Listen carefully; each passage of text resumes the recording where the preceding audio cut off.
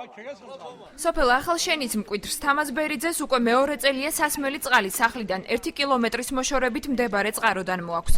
ამბობს, რომ დღეისათვის მსგავს მდგომარეობაში ასამდე ოჯახია. მისივე მტკიცებით სასმელი წყალი სოფელს ხშირად შეფერხებით ბოლო 20 დღე კი საერთოდ არ მიეწოდება. ადგილობრივები დღეს სოფლის ცენტრში შეიკრიბნენ და სასმელი წყლის დროულად მიწოდება მოითხოვეს. წყალი არ არის ახლა სისტემატურად 1-10 დღეა. და მანამდე ხან გრაფიკით იყო ხამე ესე და ამის გარეშე ბაკი მა 500 ლიტრიანი დადგმული და იმაში როცა საშუალება არის ვავსებ და იმას სარგებლობ. დაურეკავთ. კი, იქნება 2 დღეში ვაკეთებთ, იქნება. სინამდვილეში არაფერს არ აკეთებენ ხალხისათვის. ვეზიდებით კაჭკით თუ რა საშუალებები გვაქვს და შაშა მქონდა დღე ჩაგდებით ხან 2 დღეს არ მქონდა ხან 1 დღე და მაგადეთ მაყოფილი ვიყავით და ახლა ეს 20 დღეა საერთოდ არ გვაქვს წყალი. წყალის პრობლემა გვაქვს დიდი ხანია. რამდენი მთავრობა მოა, ყველა ფულს გამოყოფს, თანხას. მილები ჩაწყობილია. ყველა მთავრობის მიერ გამოყოფილი ფულით მილები ჩაწყობილია. 6 მილი ასე ჩაწყობილი. ხო? და წყალი 1 მილში მიდის.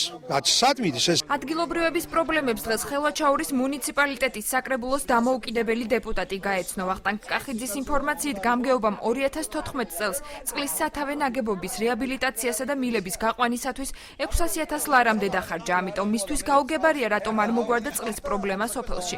იგი ამბობს, რომ საკითხს პირად კონტროლზე აიყვანს და მიზეზების გარკვევა შეეცდება.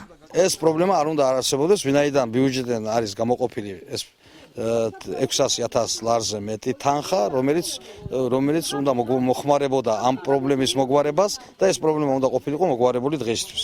საპირისპიროს ამტკიცებს ახალშენის თემის რწმუნებული მერაბ მგელაძე. მისი განმარტებით სოფლის მოსახლეობა სასმელი წყალის შეუფერხებლად მიეწოდება. რწმუნებული არ გამორიცხავს, რომ ადგილობრივები სასმელ წყალს სარწყავად იყენებენ, რის გამოც წყლის სათავე ნაგებობა დროზე ადრე იცლება. 3-4 თვეა უკვე მაგელი პასტავენ წყალს ღებულ. წყალის პრობლემა არ არის.